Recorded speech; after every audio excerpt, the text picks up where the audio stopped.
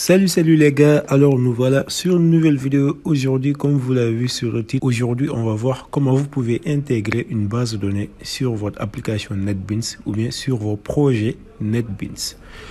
Voilà, donc NetBeans, si vous ne connaissez pas, c'est donc un éditeur de texte, donc un IDE, un éditeur de développement intégré, donc pour Java, donc pour vos projets Java, c'est-à-dire que là vous pouvez créer n'importe lequel des projets Java, que ce soit une application donc de bureau, que ce soit une application mobile et que ça soit aussi une application console et tout ce que vous voulez. Donc dans vos projets, vous allez des fois avoir besoin d'intégrer des bases de données pour pouvoir gérer le côté serveur, c'est-à-dire le côté données. D'où donc cette vidéo, je vais essayer de vous montrer comment vous pouvez configurer vos bases de données donc dans vos différents projets pour que vous puissiez donc les utiliser. À première vue, donc si vous installez NetBeans et que vous venez donc ici dans cette cage là au niveau de, donc là il y a trois parties, je tiens à signaler, donc c'est la partie projet, file et service. Vous pouvez ne pas avoir ces quatre keys là, par exemple si on supprime les services et qu'on supprime file et qu'on supprime project, vous pouvez aussi les revoir en allant sur Windows et en cliquant sur Project et vous allez voir que le projet va revenir. On peut aussi cliquer sur File et le donc File va revenir. Et enfin, on peut aussi cliquer sur Service et le service va revenir. Donc, c'est cet onglet-là qui va nous intéresser, c'est-à-dire c'est l'onglet Service. Si vous voyez ici, ils ont dit ici Database, donc base de données. À première vue, donc si vous venez d'installer l'application et que vous cliquez sur le plus là, vous n'allez pas avoir de proposition de base de données. Par exemple, là, moi, j'ai créé deux bases de données. Alors que vous n'aurez pas ces possibilités-là. Tout ce que vous allez avoir, c'est JavaDB, mais quand vous ouvrez, vous n'allez rien avoir, ce qui veut dire que les bases de données ne sont pas encore configurées. Maintenant, dans cette vidéo, c'est ce que je vais essayer de vous montrer. Le truc, c'est très simple. On va donc mettre un clic droit au niveau de JavaDB, clic droit. Après le clic droit, on va aller sur Properties. Donc, une fois sur cette page-là, on peut mettre une petite pause et aller au niveau de notre navigateur. Vous allez sans doute savoir qu'on aura besoin d'une extension de base de données qu'on doit télécharger. Et donc, cette extension de base de données, ça s'appelle Derby, donc Apache Derby. Pour cela, donc, vous allez juste donc aller télécharger et c'est très simple, je vous dis, ce n'est même pas du tout lourd. Donc, ça fait quelques émots tout simplement. Une fois arrivé sur cette page-là, donc, puisque le Java 9 vient de sortir, c'est pas encore stable, on va aller sur le Java 8. Et donc, on peut, là où j'ai cliqué mon souris, on peut cliquer ici et donc télécharger cette version-là de Derby. Après téléchargement, donc moi, puisque je l'avais déjà téléchargé, je peux vous montrer donc quel fichier vous allez avoir. Je l'avais mis donc sur mon disque local C, si je ne me trompe pas. Sur le dossier, donc, c'était quel dossier? Je crois que c'est le dossier Derby, voilà. Et donc, le fichier est là. C'est ce fichier-là que vous allez avoir. Donc, BD Derby 10.14.2.0. Une fois sur ce fichier-là, donc, il y a le bin. Mais nous, ce qui va nous intéresser ici, c'est les chemins. Donc, c'est les chemins d'accès au fichier. Maintenant, on va retourner tranquillement sur notre NetBeans. Une fois sur le NetBeans, on va aller sur Browser. Donc, pour donner en quelque sorte les chemins du fichier de JavaDB. Non, le chemin du fichier de Derby, excusez-moi. Donc, on va aller sur CPC. Puisqu'on l'avait mis sur notre disque local C, je vais aller sur mon disque local C. Je vais aller sur Derby. Et enfin là, je vais cliquer sur le fichier, donc .bin, et ensuite je vais cliquer sur ouvrir, et voilà. Chose qui est déjà faite. Maintenant, ce qui est en bas, c'est quoi? Il nous demande en quelque sorte si on crée des bases de données pour des applications, où est-ce qu'il va les stocker, c'est-à-dire dans quel fichier il va garder nos bases de données. Pour cela, moi, j'ai choisi d'aller pour la même chose, d'aller sur mon disque local C dans le dossier Derby, et donc c'est là-bas que je mets toutes mes bases de données. Vous pouvez aussi choisir un autre chemin, ça dépend de vous. Et enfin, ce qu'il faut faire maintenant, c'est cliquer sur OK. Et après avoir fait tout ça, le bouton plus maintenant sera valide. Si vous cliquez sur le bouton plus, il y aura des bases de données qui vont apparaître.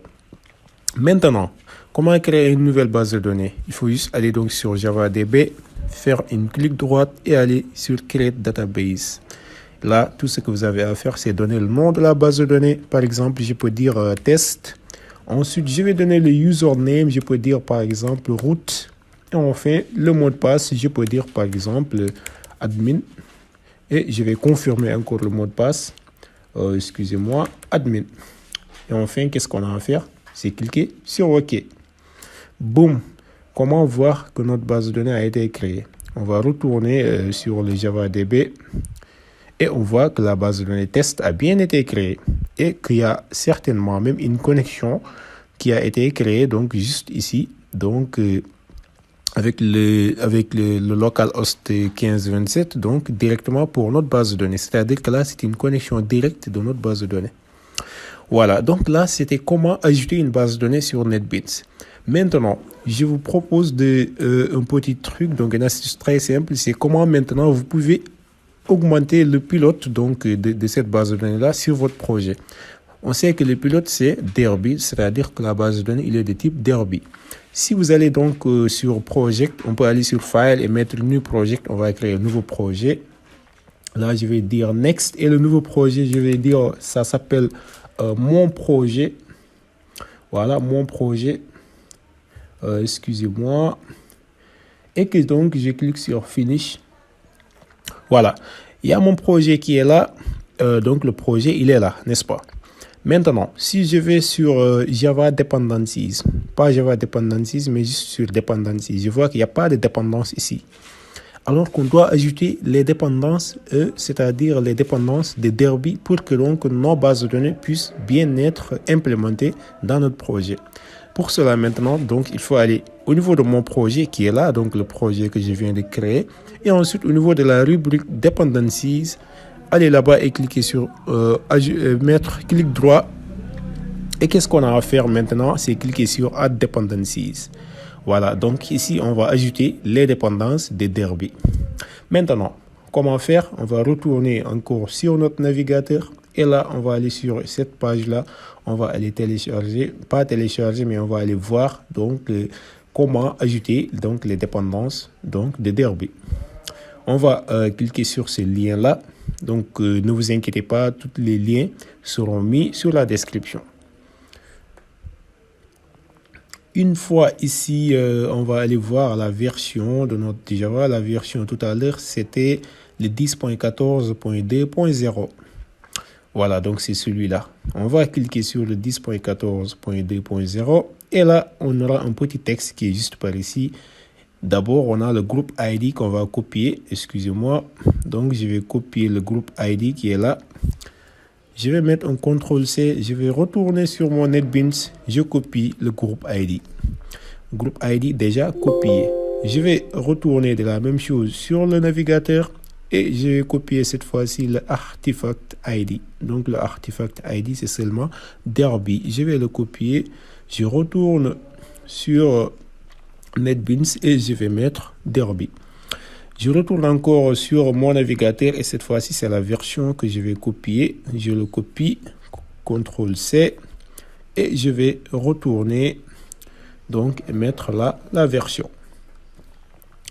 Voilà, je crois que c'est bon pour l'ajout de noms donc extensions, c'est-à-dire l'extension de Derby dans notre projet. Maintenant, ce qu'on va faire, c'est cliquer sur Add.